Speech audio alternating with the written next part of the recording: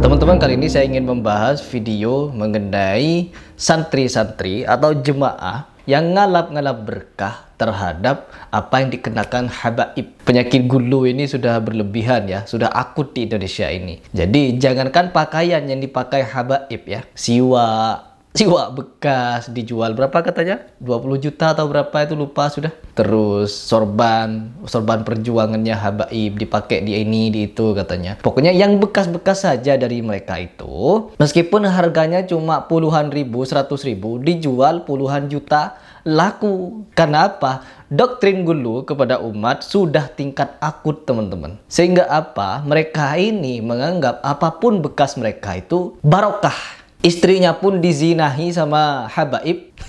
Tapi enggak ya, itu enggak dianggap barokah sudah. Karena apa? Kemarin kasus Habib Toha itu sudah masuk ranah hukum. Jadi sudah tidak ada orang yang akut sekarang. Sekarang bekas-bekas habaib ini juga jadi sampah. Karena apa? Akhlak serta kelakuan mereka sudah benar-benar jauh dari bimbingan Rasulullah SAW.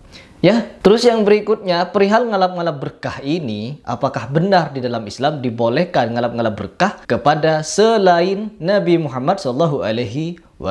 Kita bedah di sini. Yang pertama, kenapa saya ingin membahas ini? Karena ada beberapa rentetan video yang menunjukkan mereka ini mendoktrin perihal ngalap-ngalap berkah terhadap zuriyah Nabi. Wali-wali mereka diwalikan, tangannya dicelup-celupin, dan itu bisa barokah katanya. Disalam-salamin pakai amplop, diterima, ditaruh saku ya. Jadi ulama amplop kalau kata Mas Bahar ya. Terus yang berikutnya, Mas Bahar ini juga pernah dialap berkahnya, yaitu tepat di kakinya, sampai orang-orang itu sujud terhadap dia, teman-teman. Sujud ke kakinya dan mencium kaki-kakinya. Aduh, doktrin apa yang dikasih kok sampai bisa orang ini menjadi hamba kepada dia?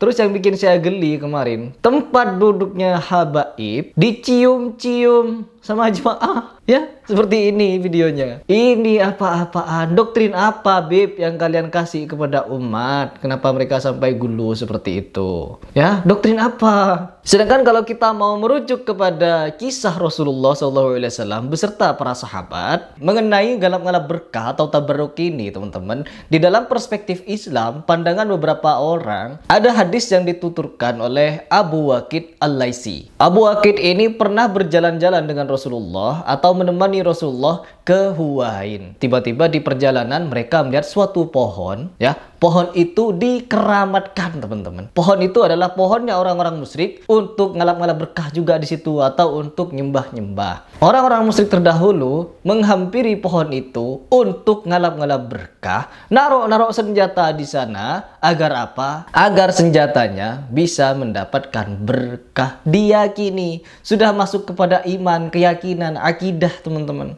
Lalu Abu Waqid pun bertanya kepada Rasulullah, "Ya Rasulullah, tolong buatkanlah kami pohon anwat atau zatu anwat ini sebagaimana mereka memilikinya." Artinya umat Islam ini pernah meminta kepada Rasulullah untuk dibuatkan tempat-tempat berkeramat. Terus apa jawaban Rasulullah? Rasulullah menjawab, "Allahu Akbar. Tidaklah itu sebagaimana tradisi atau budaya orang-orang musyrik sebelum kamu." Lalu Rasulullah bersumpah dengan nama Allah, "Demi Allah yang nyawaku ada di genggamannya, ucapan kalian itu seperti Bani Israel kepada Musa alaihi salam," yaitu di mana Bani Israel ini pernah mengucapkan kepada Musa, "Buatkanlah kami ini Tuhan untuk sesembahan kami sebagaimana orang-orang itu ya Musa." Lalu Musa menjawab kepada Bani Israel tersebut, teman-teman, "Sungguh kamu adalah termasuk orang-orang yang tidak mengerti. Karena apa? Dengan permintaan kalian itu,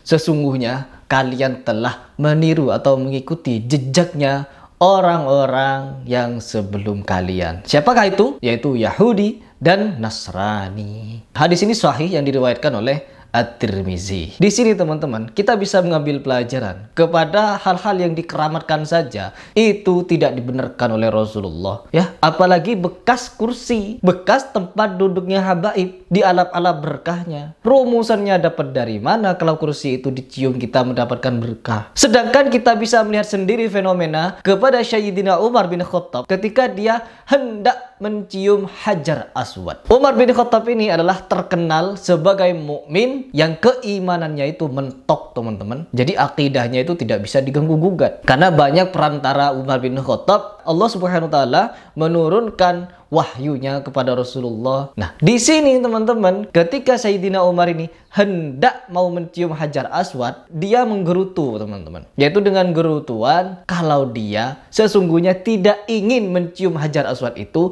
apabila Rasulullah SAW tidak menciumnya. Jelas kan? Jelas di sini bahwa sekelas Umar saja itu masih meyakini tidak ada suatu apapun di dunia ini yang bisa mendatangkan berkah kecuali apa yang diperbuat oleh Rasulullah Shallallahu Alaihi Wasallam. Dan kisah ini tidak berhenti sampai di situ, teman-teman. Memang banyak orang-orang yang sampai mengambil rambutnya Rasulullah, terus meminum darah bekamnya Rasulullah, dan beberapa hal yang lain. Sampai bajunya yang ada bekas keringat Rasulullah itu dialap berkahnya oleh beberapa muslimin. Dan itu memang didiamkan oleh Rasulullah Shallallahu Alaihi Wasallam. Kalau sekarang doktrin-doktrin yang ditebar oleh habaib ini yaitu ngalap-ngalap berkah terhadap mereka, karena dianggap mereka itu zuriyah Nabi Muhammad SAW. Sedangkan kita bisa melihat dari sejarah, teman-teman. Kita lihat dari masa kehidupan Rasulullah SAW. Abu Bakar As-Siddiq, Umar bin Khattab, Utsman bin Affan, dan Ali bin Abi Thalib. Tidak ada satupun, ya, tidak ada satupun dari sahabat yang lain menemui Umar bin Khattab, Abu Bakar, Utsman, Ali untuk ngalap-ngalap berkah dari mereka. Tidak ada, ya. Tidak ada satupun kisahnya. Terus yang kedua, banyak ulama yang memberikan pendapat kalau manusia yang bisa dialap berkahnya hanya Nabi Muhammad Shallallahu Alaihi Wasallam. Hanya dia seorang. Dan beberapa nabi-nabi sebelumnya. Itu pun nabi-nabi yang sebelumnya banyak yang dibantai, teman-teman, oleh Bani Israel. Bukan dialap berkahnya, malah dibunuh nabi-nabinya.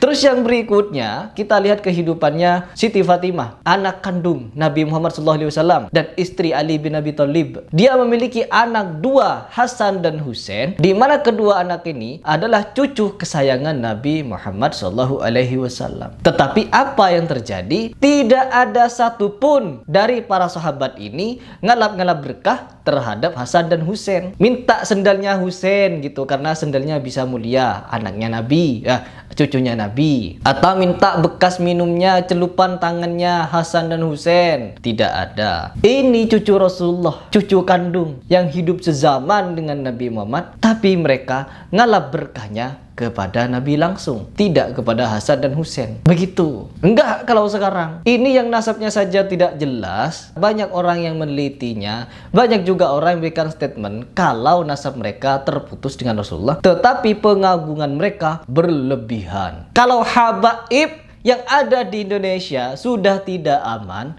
maka bumi ini akan dihancurkan oleh Allah. Emang siapa kalian, Beb? Sampai-sampai bumi ini hancur gara-gara kalian. Kalian pemegang kendali dunia apa? Kalau kita meyakini ini, jatuhnya haram, teman-teman. Ya, bisa-bisa juga musyrik. Karena kita meyakini ada kuasa yang lebih besar dari kuasa Allah. Ada ketentuan yang tidak bisa ditentukan oleh Allah, yaitu hancurnya dunia gara-gara habaib. Jadi perkataan Rasulullah gak berguna lagi. Kalau sebelum kiamat akan ada Dajjal, ada Ya'juj Ma'juj, ada Imam Mahdi, ada Nabi Isa turun. Begitu. Ini yang disampaikan oleh Rasulullah. Tiba-tiba ada habaib yang dengan seenak jidatnya dia mengutarakan fatwa. Nauzubillah. Saya di sini tidak benci kepribadian kalian, tetapi saya hanya benci dengan statement kalian yang dimana statement-statement itu melangkahi Al-Quran hadis, melangkahi kemuliaan Nabi. Begitu. Kalau kita mau tabarruk, kita mau ngelap-ngelap berkah, tidak perlu bermalam di kuburan, tidak perlu minum-minum air bekas minumnya habaib, makanan bekasnya mereka, bekas-bekas mereka. Bukan itu yang barokah. Kalian menyingkirkan batu di tengah jalan, itu barokah. Kalian menafkahi anak istri kalian dengan Hasan, itu juga barokah. banyak barokah teman-teman. Jangan sampai kita terdoktrin dengan kata-kata atau bujuk rayu dari oknum-oknum habaib ini, yang dimana mereka ketika berpidato nyeleneh aneh dan bertentangan dengan syariatnya Rasulullah SAW. Begitu. Oke teman-teman, mungkin itu saja yang ingin saya sampaikan. Kurang lebihnya saya minta maaf apabila ada yang salah. Itu murni dari kesalahan saya, tetapi apabila ada yang benar, itu dari Allah Subhanahu wa Ta'ala. Salam.